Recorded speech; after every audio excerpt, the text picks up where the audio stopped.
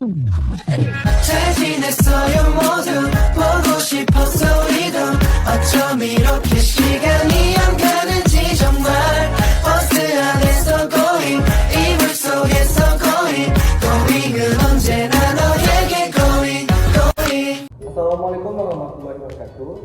Halo teman-teman, perkenalkan nama saya Rizal Effendi. Saya dari kelas RA4 Manajemen semester 5. NIM saya 2212 semester 1. Saya di sini mengambil dua materi. Yang pertama itu manajemen sumber daya manusia dalam bisnis internasional, dan yang kedua itu manajemen operasional dalam bisnis internasional.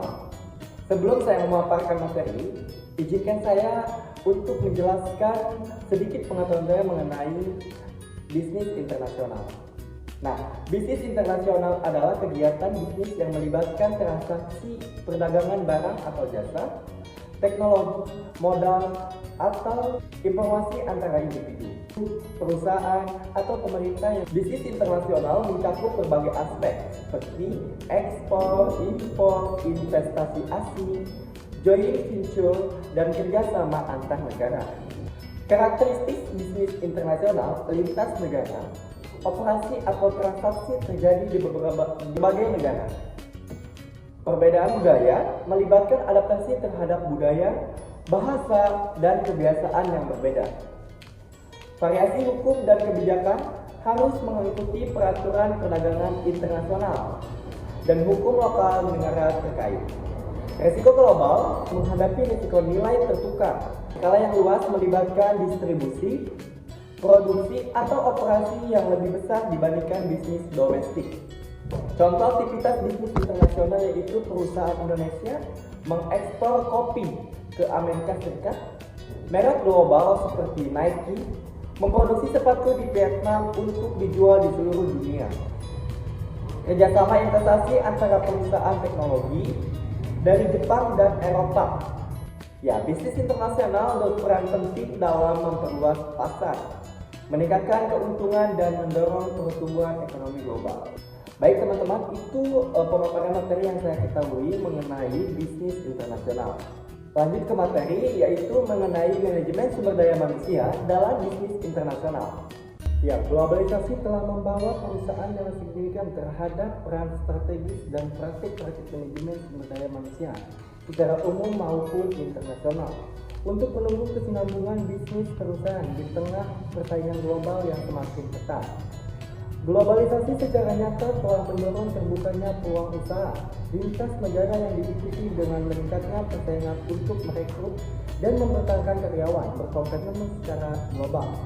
Untuk itu, perusahaan diwajibkan untuk menyesuaikan praktik-praktik manajemen sumber daya manusia agar tetap relevan dan responsif terhadap dinamika persaingan bisnis internasional, serta mampu memaksimalkan potensi sumber daya manusia sebagai aset berharga untuk mendukung pencapaian tujuan bisnis secara berkelanjutan.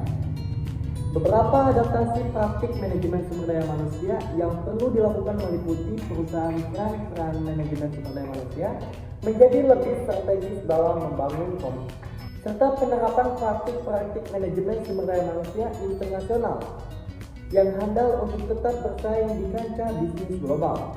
Dengan demikian, perusahaan dapat memanfaatkan peluang globalisasi secara optimal melalui sinergi antara strategis bisnis dan praktik manajemen sumber daya manusia yang prospektif terhadap perusahaan lingkungan bisnis internasional. Beberapa contoh penerapan adaptasi praktik pengelolaan sumber daya manusia meliputi pergantian persepsi peran dari pengelola menjadi mitra strategis dalam membangun dedikasi serta keterlibatan insan. Penerapan terkelola sumber daya manusia berskala global dan prospektif.